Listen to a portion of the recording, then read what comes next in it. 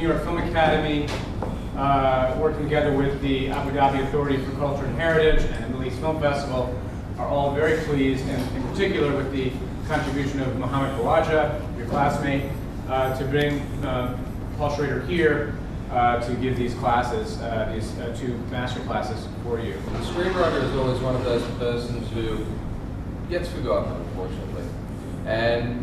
But there are a couple of names that you remember, and as a film student, there are names that you aspire to. And Paul is one of those names. To see films such as Raging Bull, Taxi Driver, that have literally changed cinema as a screenwriter, his was the work that I would look up to and study. And to this day, and for future generations, there are other film students who will study those films and aspire to that level of expertise. I'd like to welcome Paul to New York Film Academy. I'd like to thank him again for this seminar that he will be giving, and can you please give him a warm welcome. What I'm going to do this morning is just sort of go through the class in a short way through the 10 weeks, the 10 classes, and give you a kind of condensed, synopsized version of that screenwriting class. The method I'm going to talk about may not, in fact, be as useful to you as it has been to me. But even if it isn't, it's a very valuable way of seeing screenwriting, even if it doesn't really apply to what you do or what you want to do. It's a good way to think about storytelling. And I think it's a valuable experience for the students who have been in the classes. The first class, I just invite everyone in the school to come. And you usually get a pretty big room of people, and you give a lecture. Basically, the theme of the lecture is that art is functional. Art actually works.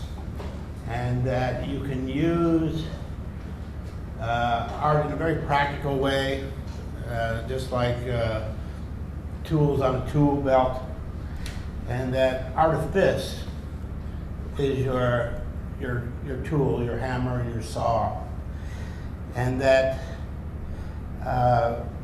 you can use art, in this case storytelling, as a form of self-therapy.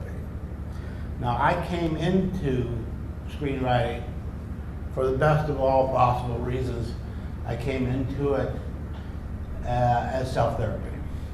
Just a little background. I was a film critic in Los Angeles. I'd written a book of film aesthetics, and a number of things went wrong in my life at the same time. Marriage fell apart, and another relationship fell apart. I didn't have any money. I was going to the AFI the very first year it opened, and I started a movement to remove the head of the institute, which resulted, of course, in mine being removed. And so I was really without any place. And I took to sort of driving around a lot. This was Los Angeles. And I had a pain in my stomach. And I went to the hospital. I had an ulcer. I was about 25. And when I was in the hospital, I realized I hadn't spoken to anybody in weeks. I had just been sort of living in my car, and I'd been going to adult theaters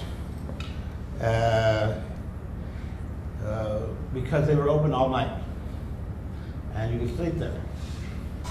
So I've been basically just drinking and driving and watching porn. And when I was in the hospital, this metaphor occurred to me. This idea of the taxi cab, this steel box, this steel coffin floating through the sewers of the city, and this man trapped inside of it, who is seemingly in the middle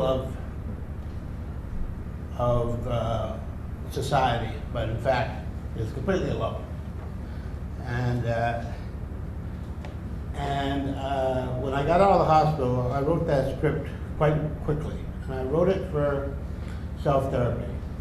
I think I wrote 2 drafts in 10 days, and I wrote them continuously. I moved into a friend's house and just slept on the sofa. Wrote, slept, wrote, slept.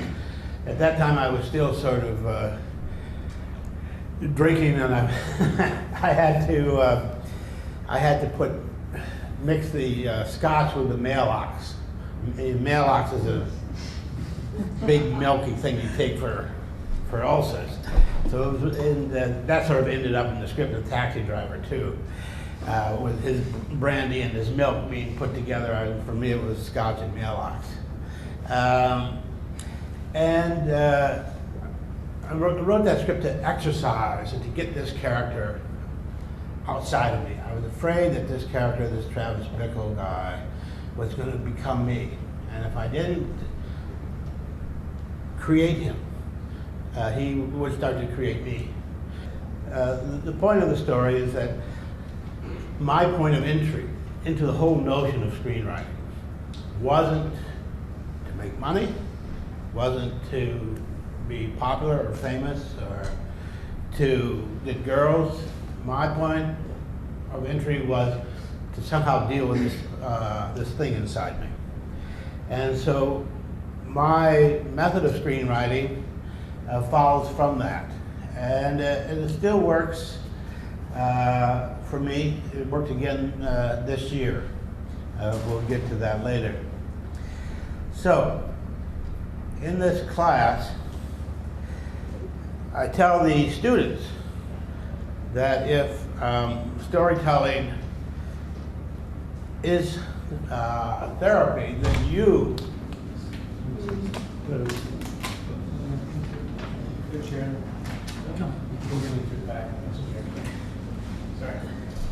then you, in fact, are the raw material.